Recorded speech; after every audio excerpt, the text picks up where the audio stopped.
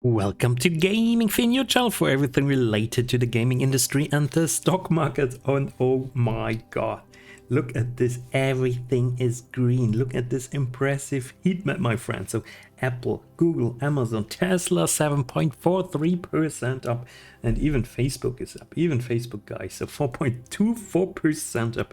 NVIDIA 5.16% up, and I was actually buying it yesterday at $154 after hours. I was buying a NVIDIA, and now it's up. So Microsoft, everything is up. Everything is up except some REITs in the real estate. So, but that's how it goes. So is the stock market back, guys? Is the stock market back? So in this video we're going to talk a little bit about this, but of course this is my closing bell also for the gaming industry, mostly for the gaming industry.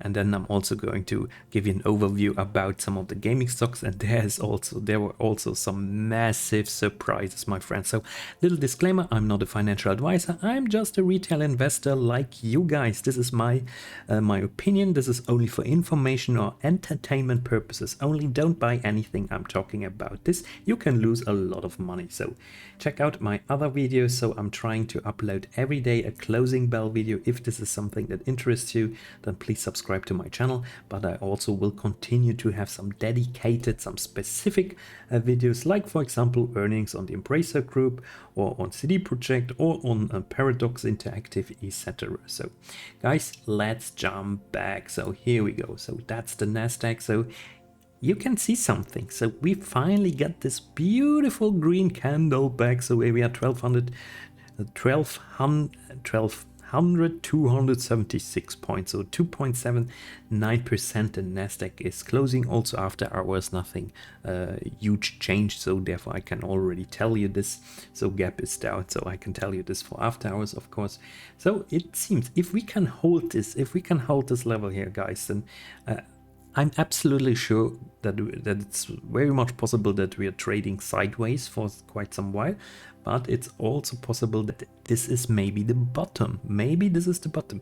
I cannot tell you, I don't have a crystal ball, but I could assume it's the bottom. So there's so much negativity, and I have the impression, so after the World Economic Forum in Switzerland just happened, and all those establishment big CEOs of the companies were going there, were complaining that in the end also some positive mood comes out of this, some little sparks come out of this, and maybe also the policy in the fiscal policy in the US is hopefully changing. I mean, they are really destroying the economy at the moment in the US. It's incredible. So you have inflation, and then they want to stop inflation, and a lot of people will lose their homes, their jobs, and will sit on the street, and probably will have a terrible life. So that's going to happen. But we are a stock market channel, of course, industry finance channel. So therefore, yeah, I assume that people also have opportunities in those situations. So guys, this is the US Nasdaq 100 index, so check it out. So all on trading view. So heat map is incredible. And then of course I don't want to make a video without talking quickly about my CD Projekt stock. So not my stock, I mean it's all our stock, but I know a lot of my viewers like this stock, have this stock, so I'm also invested in it. So it seems that we're also going to see here some slowing down in the downward trend. So the downward trend is slowing down. Let's put it like this. Today 2.43% up. So that's nothing special.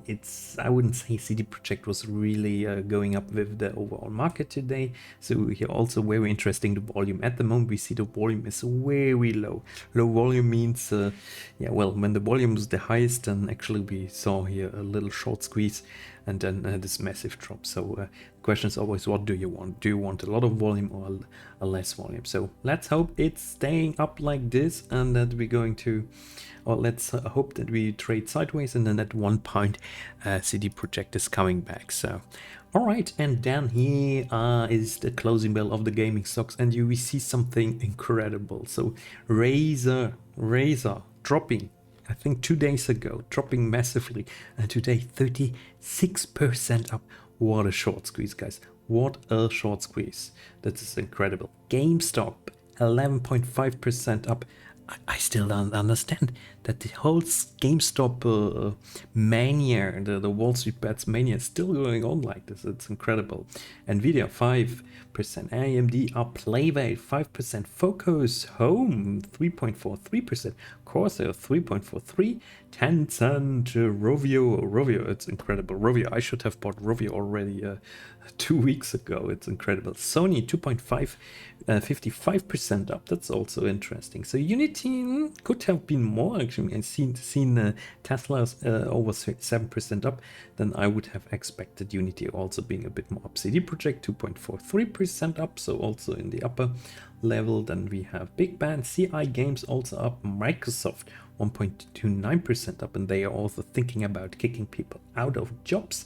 Ultimate Games, Take-Two, Electronic Arts, Ubisoft, and then we're just going down, and we see Paradox Interactive today 2.55% down, so I have to find out what's the reason.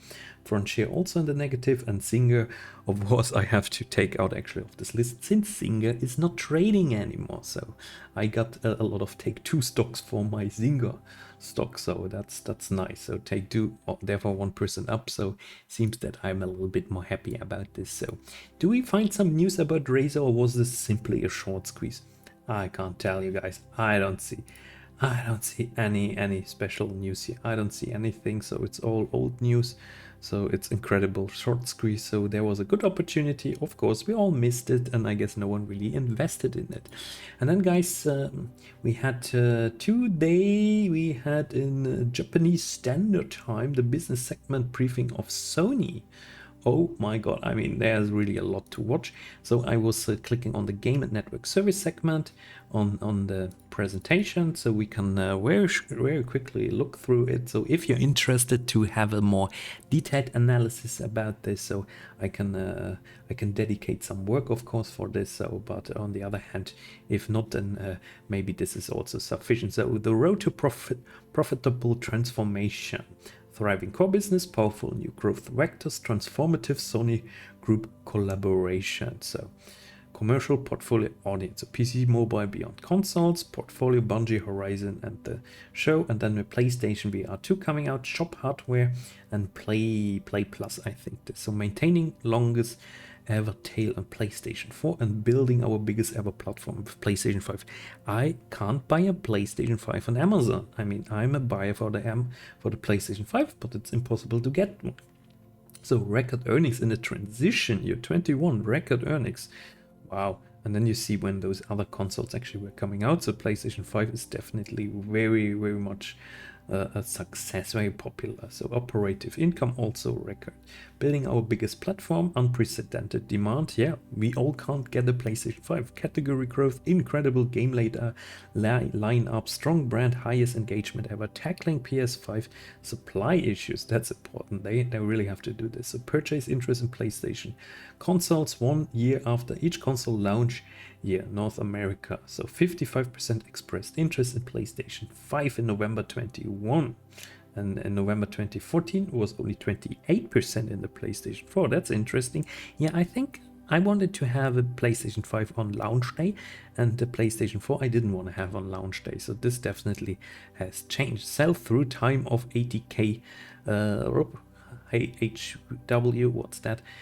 Yeah, hardware units, I think, at US retail. Sell-through time of 80,000. So US retailer events sold PlayStation 5 at a rate of nearly 1,000 units per minute. Oh, okay, 1,000 units per minute.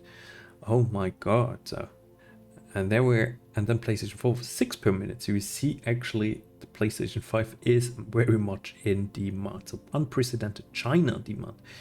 Ah, now I get it. So therefore we don't get our PlayStation, because China also gets the PlayStation 5. So I didn't know this, that the PlayStation 5 is already released there. So active console volume rating. So China jumped actually from 11 to 6. So US, Japan, Germany, Great Britain, France, Italy, etc.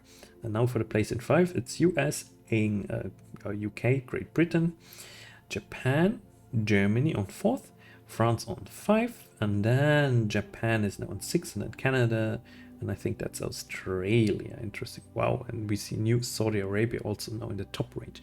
Average cumulative spend per active device week. So more people spending more money per device week. So PS Plus subs also much more.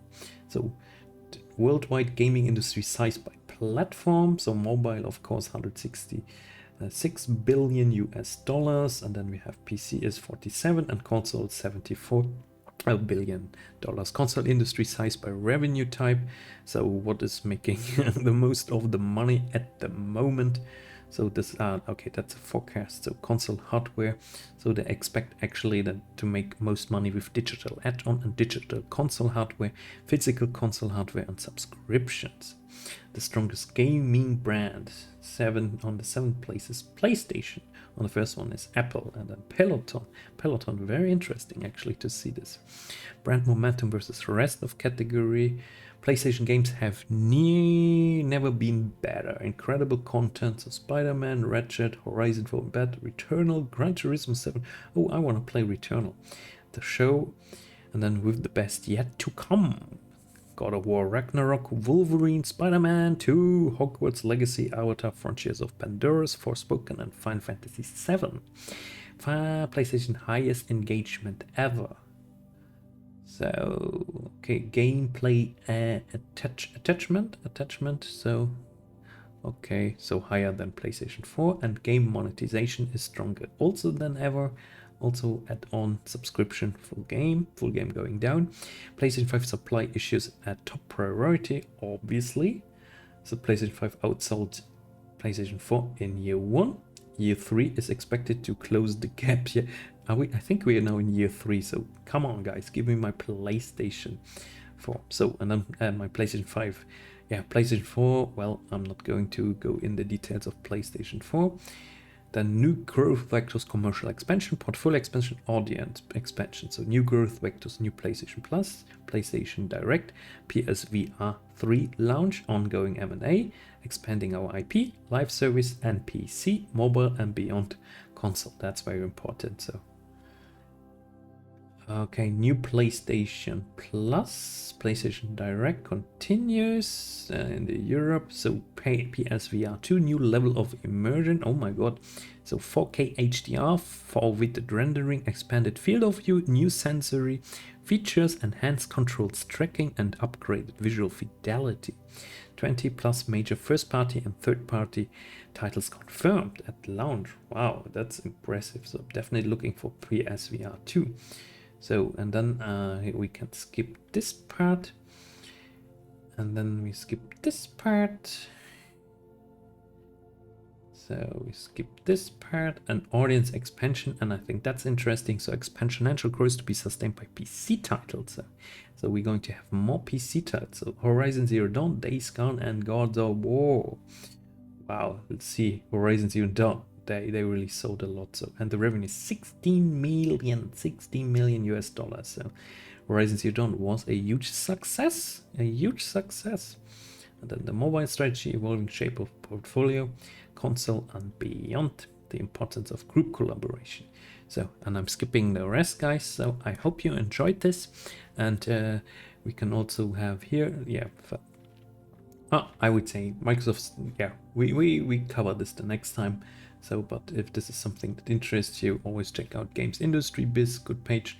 And on Kotaku, people, what are we talking on Kotaku? Kotaku is talking about nothing interesting actually. So that's it. So guys, that's the heat map. I hope you enjoyed this video, and I hope you enjoyed this Sony presentation as well. So if you did so, please leave me a comment, a like, and a subscription to my channel. This would really help me and would be a thrill actually to me. So thank you very much. See you next time. Bye bye.